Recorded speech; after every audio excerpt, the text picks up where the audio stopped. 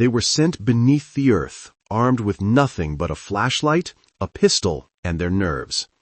Above ground, the Vietnam War was already chaos. The air thick with the sound of rotor blades, the metallic rhythm of the M60 machine gun, and the cries of men fighting in dense, suffocating jungles.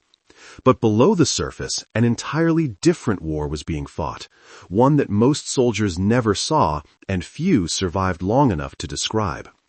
It was a war measured not in miles or battles, but in inches of soil, seconds of silence, and breaths taken in the dark. The contradiction was clear from the start.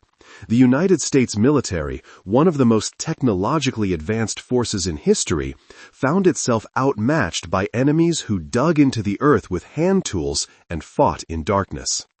Beneath villages, rice paddies, and tree lines, the Viet Cong had built a hidden world, a labyrinth of tunnels that stretched for hundreds of miles, connecting command posts, weapons caches, hospitals, and living quarters. Intelligence reports from 1966 estimated that some tunnel complexes reached depths of 30 feet and included as many as 4 interconnected levels. This underground system defied conventional warfare. It rendered air power useless, armored vehicles irrelevant, and artillery nearly blind. So the U.S. military created a new kind of soldier, not born from doctrine or design, but from necessity. They called them tunnel rats. There was no official manual for the job, no formal training school, just a list of volunteers, often men under 5'7", chosen for their size, composure, and courage. They carried sidearms like the .45 Colt or the smaller .38 Special, sometimes modified M1911s to reduce muzzle flash. Some carried knives, some flashlights, and many carried nothing but intuition. Because down there, one mistake meant death.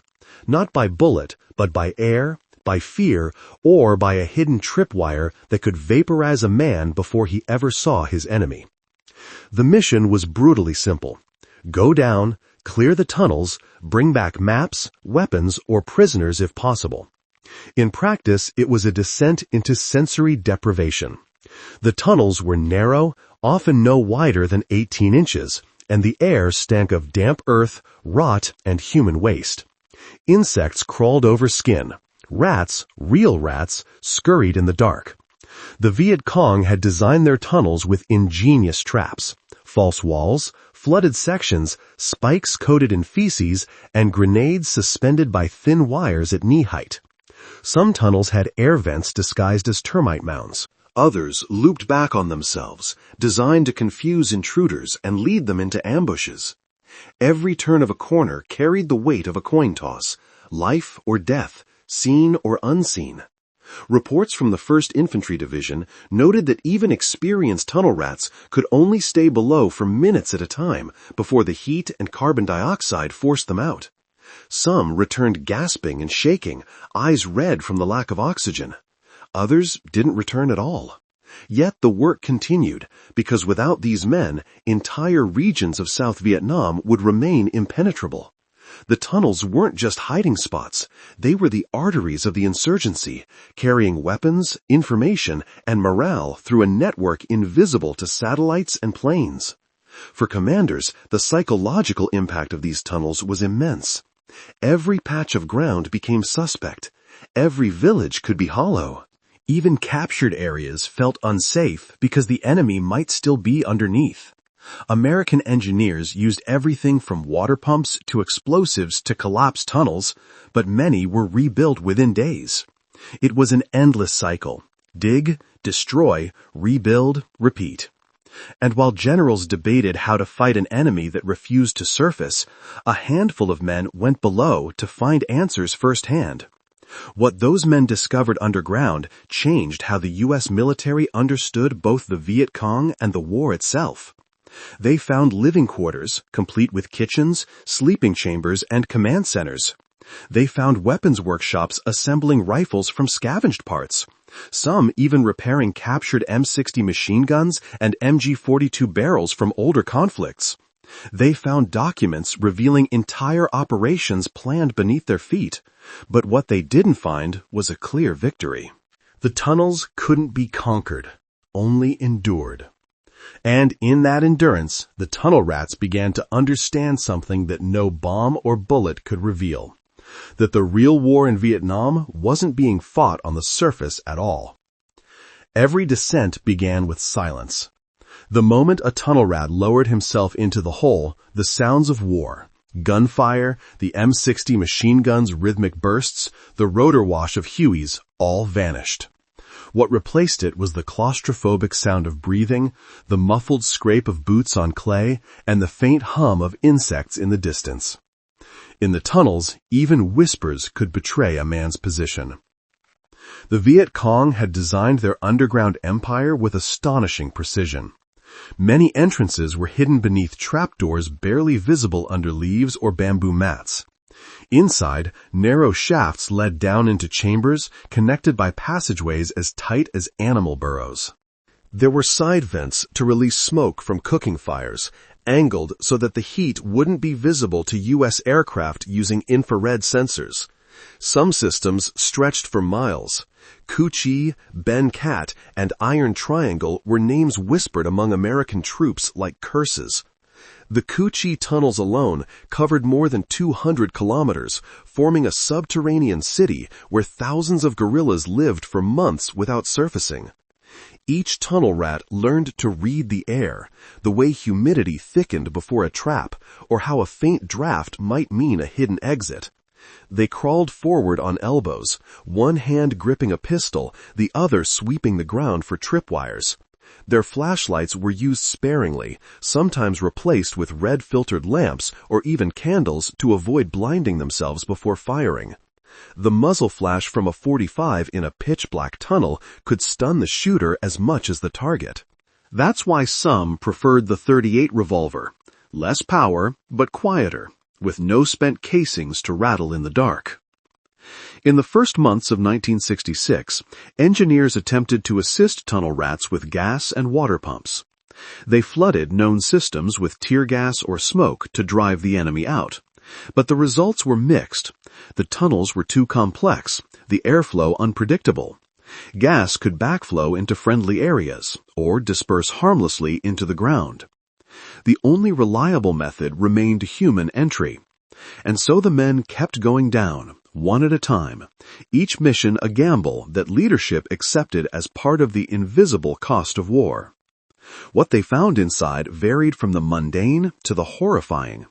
There were rice stores sealed in clay jars, medical kits with French labels from the Indochina War, and propaganda leaflets printed in Hanoi. In some tunnels, they found dead Americans, patrols lost months before, their bodies mummified by the heat and dryness of the soil. Others found chambers rigged with explosives, detonated by pressure plates or tripwires made from bicycle spokes. A 1968 field report from the 25th Infantry Division described an entire complex wired so that one step on the wrong floorboard could ignite a chain of grenades. The Viet Cong defenders were equally resourceful. Many of them were small, agile, and used the tunnels like second homes. They knew the bends by memory, could move silently in the dark, and had built defensive traps. Pits lined with sharpened bamboo stakes, hidden firing alcoves, and vertical shafts used to ambush intruders from above. The tunnel rats faced opponents who were as skilled psychologically as they were physically.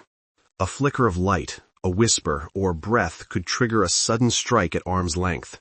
The combat was not cinematic. It was instantaneous, brutal, and personal.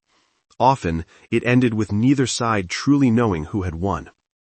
Veterans later described the mental toll as worse than the physical. The fear of suffocation was constant. Many recalled moments when they'd freeze in place, heart hammering, unable to move for minutes because of a sound, a rustle, a drop of water, a breath that wasn't theirs. One former tunnel rat said, "You couldn't tell what was alive, what was dead, or if you were even awake."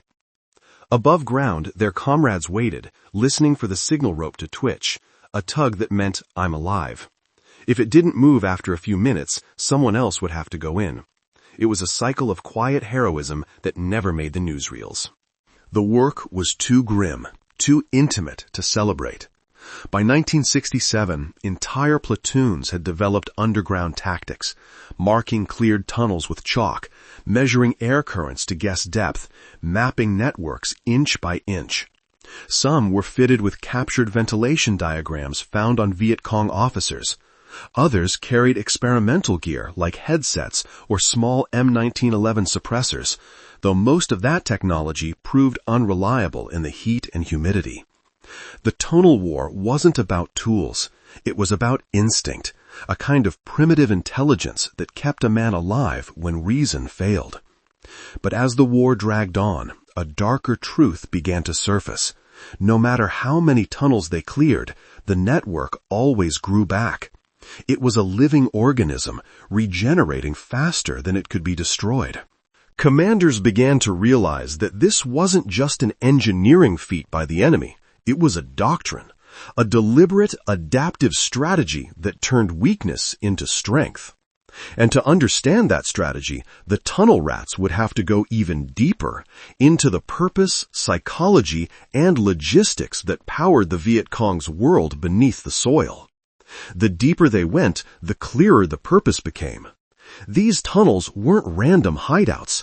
They were a military system designed to erase the advantages of modern warfare.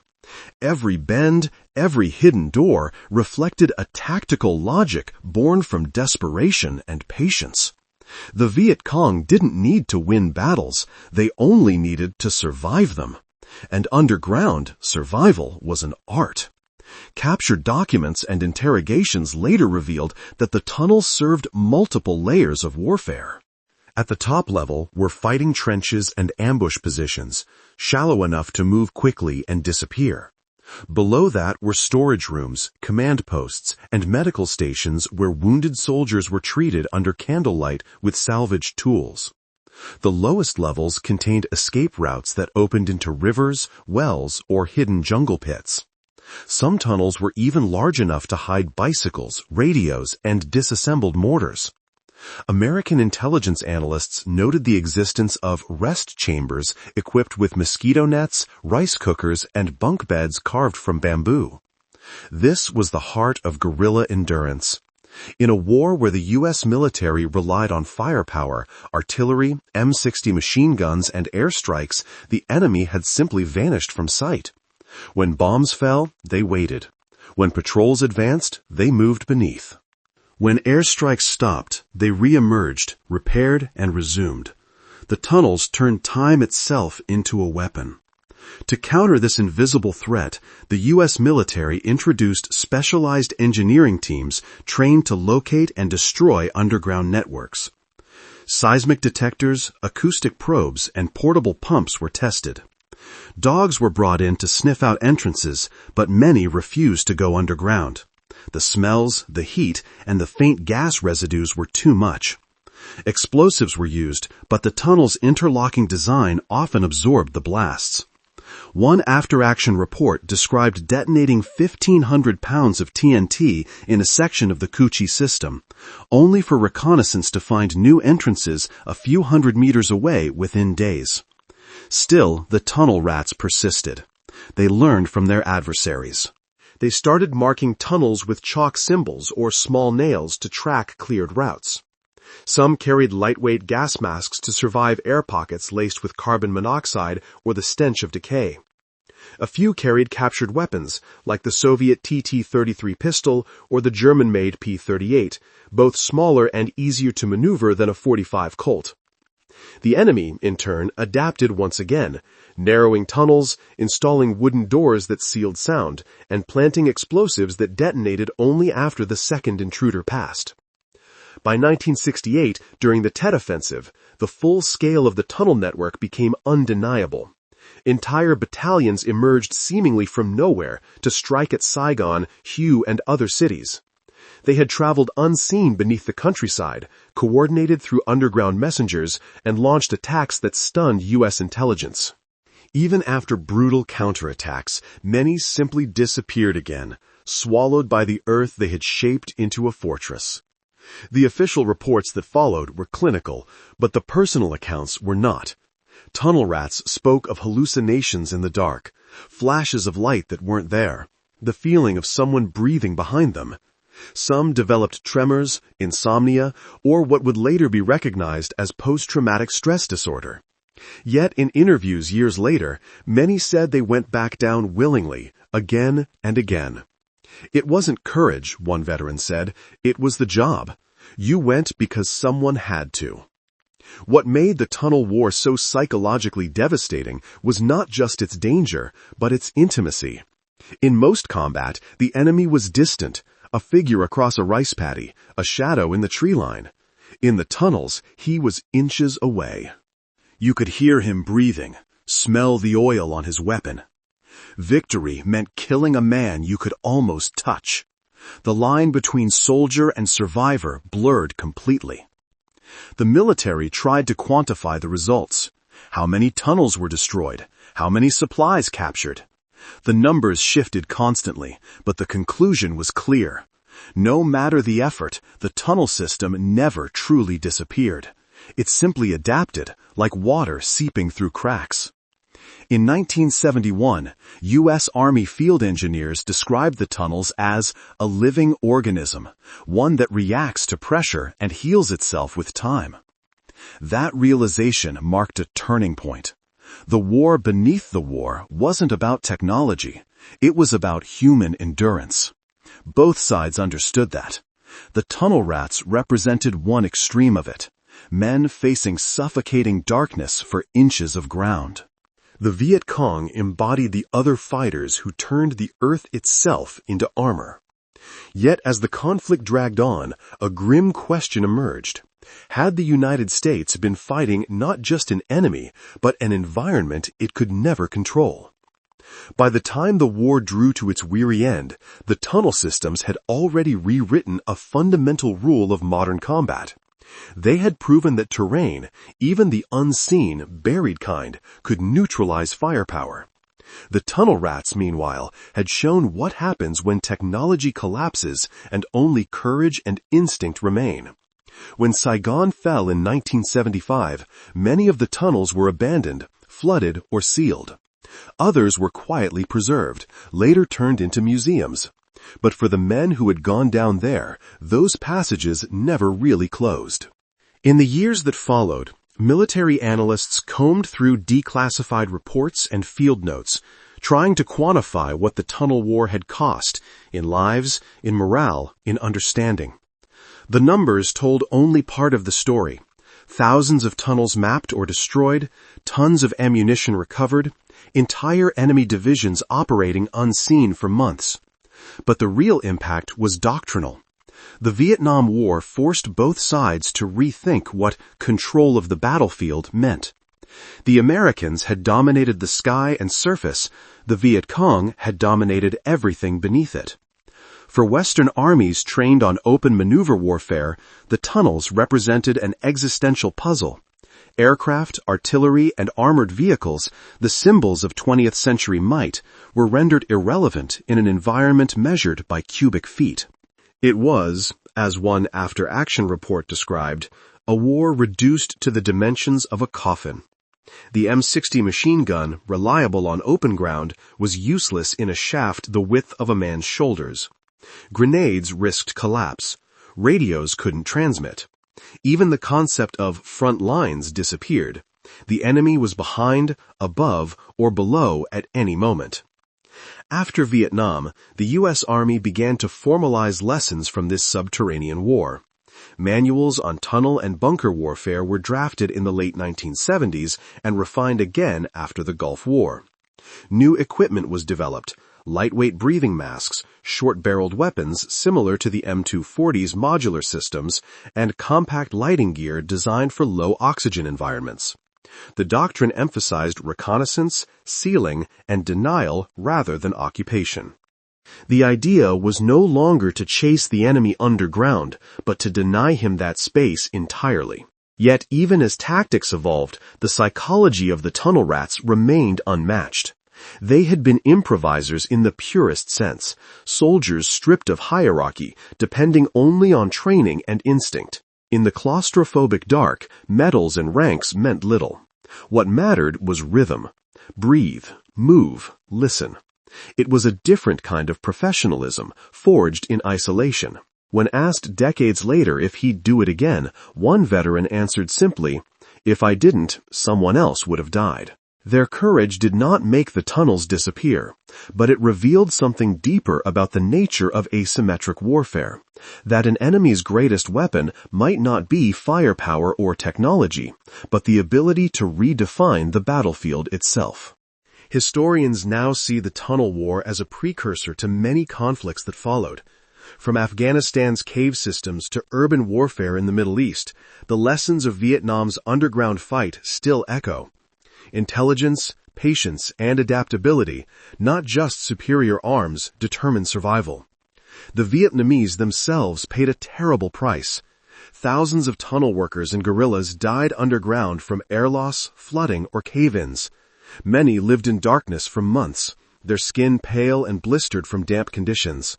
Their endurance, like that of the tunnel rats, was built on necessity rather than ideology. The tunnels were both sanctuary and tomb. When peace came, farmers still unearthed rusted pistols, lamps, and skeletal remains tangled in roots, relics of a war that refused to stay buried. Today, visitors who crawl through the preserved tunnels at Cu Chi experience only a fraction of what those soldiers endured. The walls are widened for safety, the air filtered, but even in that controlled darkness, the sense of confinement is overwhelming. It's enough to imagine, for a moment, what it meant to fight an invisible enemy in silence, without light, without space, and without any promise of coming back up. In that sense, the Tunnel Rat story isn't one of conquest or defeat. It's a study in extremes: technology versus instinct, strategy versus survival, fear versus duty.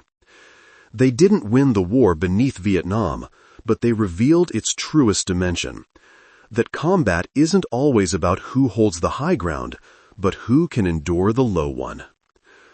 When the last tunnel rat surfaced, gasping and covered in clay, he carried more than intelligence reports or captured weapons.